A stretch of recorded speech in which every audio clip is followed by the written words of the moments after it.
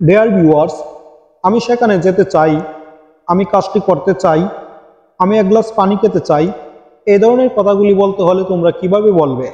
এই ধরনের কথাগুলি বলতে হলে তোমরা subject plus would like to plus ভার্বের বেস ফর্ম এই স্ট্রাকচারটি ইউজ করে খুব সহজেই বলতে পারবে।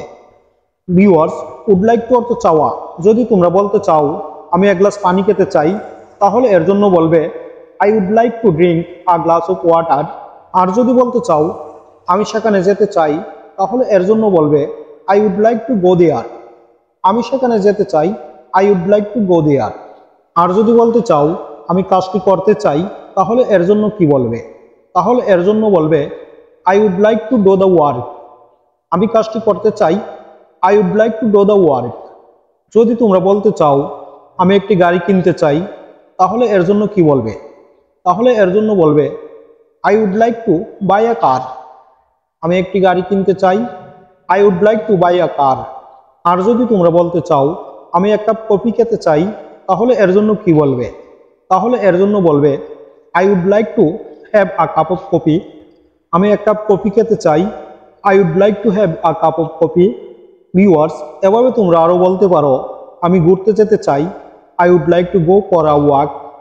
আমি বাজারে যেতে চাই, I would like to go to the market.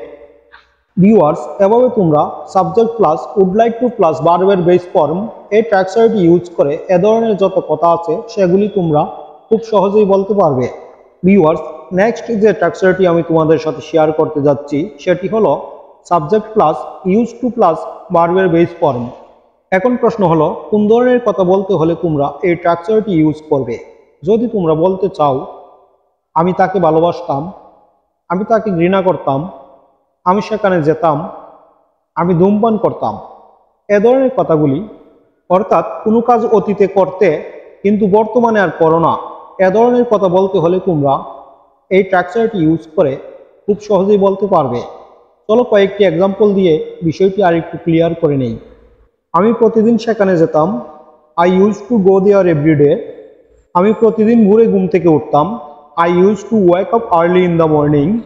আমি প্রতিদিন ফুটবল খেলতাম, I use to play football everyday. আমি ধূমপান করতাম, আই ইউজ টু স্মোক। আমি তাকে ঘৃণা করতাম, I use to hate him.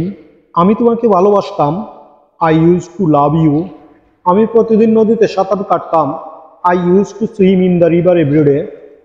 আমি প্রতিদিন সকালে ব্যায়াম করতাম, I use to exercise in the morning everyday.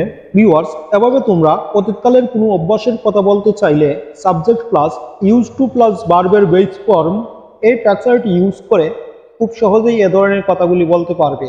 আশা করছি বুঝতে পেরেছো। আজ এ পর্যন্তই। ভিডিওটি যদি তোমাদের ভালো লেগে থাকে তাহলে চ্যানেলটি সাবস্ক্রাইব করে আমার সাথে যুক্ত থাকো, আর লাইক, কমেন্ট অ্যান্ড শেয়ার করে আমাকে উৎসাহিত করো। ভালো থাকো সবাই। আল্লাহ হাফেজ।